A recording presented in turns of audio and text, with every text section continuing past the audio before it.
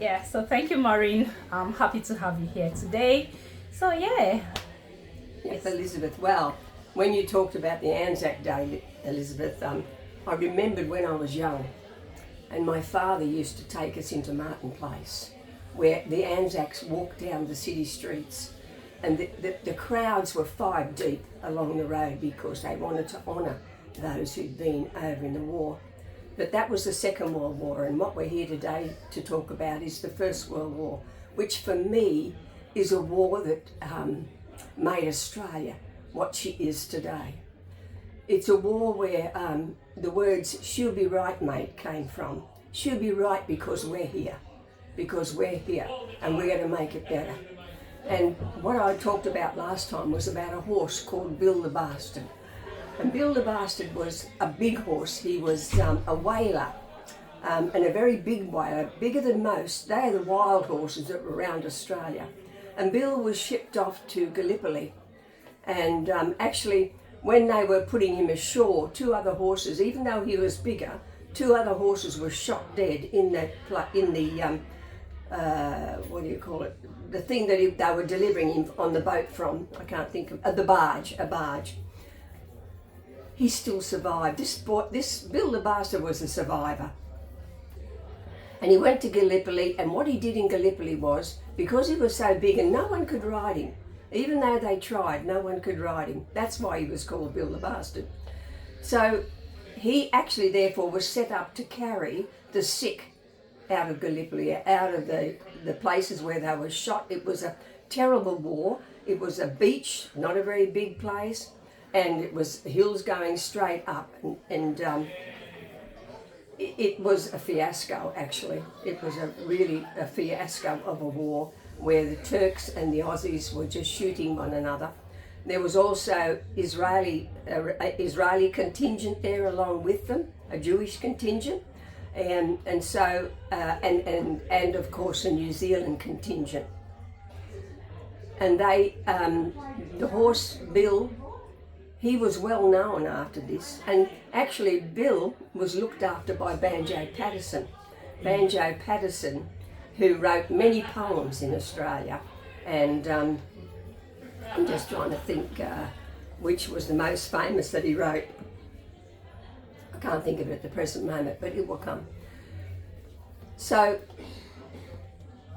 Bill the Bastard, he was given a spell after a while because it was rough work coming out with the guns shooting, and he was a good horse. He never allowed anything to put fear into him, and so he was able to bring them out. He was a good, solid, strong, had a good mind too, which is actually he was like our men, actually, I think. Then came the time when they had to take the mail through, and they had to take the mail at least 7 kilometres through. And Bill was chosen to be the horse that would take the mail. The trouble was they needed someone to ride. And an Englishman actually said, I'll ride him, because he needed money. And on this particular thing that they did, taking the mail through, bets were given, even by the Turks and the Australians. Everybody betted to see whether the horse got there or the rider got there. And you could have a bet whether the rider did or the horse, or the rider didn't and the horse did. So many put their bets on this, and even the Turks stopped shooting their guns at this time when this went on. So Bill, the English blokes, they wondered how long he'd actually sit on him, but he sat on him for a while, and then halfway along, Bill sort of shied a little bit, and then he went again, and then he threw off his rider, and then he shied a little bit again, and went on, and got the mail through.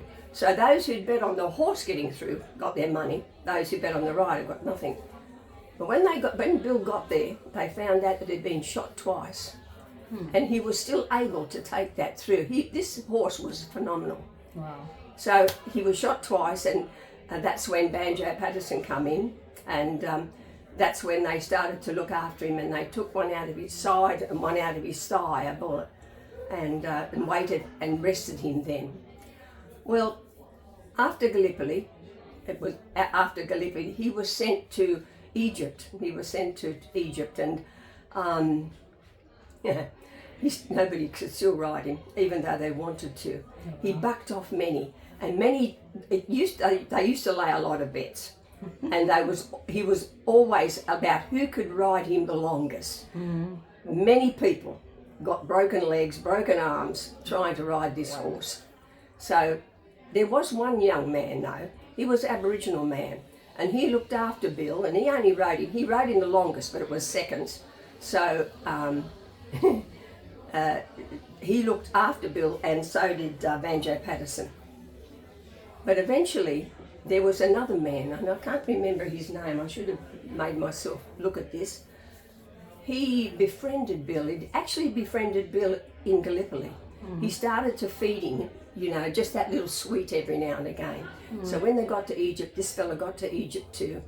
And, well, not exactly Egypt, but got into that place, into Africa. And he cottoned on with Bill the Bastard again. And he started to be with him again. And then a friendship came. And he slowly that man got to that horse and got to ride him. And he was the one man that could ride that horse through the war. Wow. Incredibly so. I mean, the horse and the man were one. Wow. And that's what I read when I read Bill the Bastard, when I read Ian Idris's The Desert Column.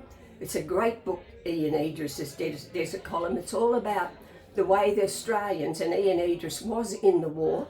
It's all about the Australians who went through and came to Beersheba and how they came.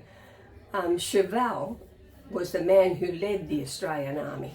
He was a great man, and the Australian men loved him, they honoured him and listened to him because he cared for his soldiers.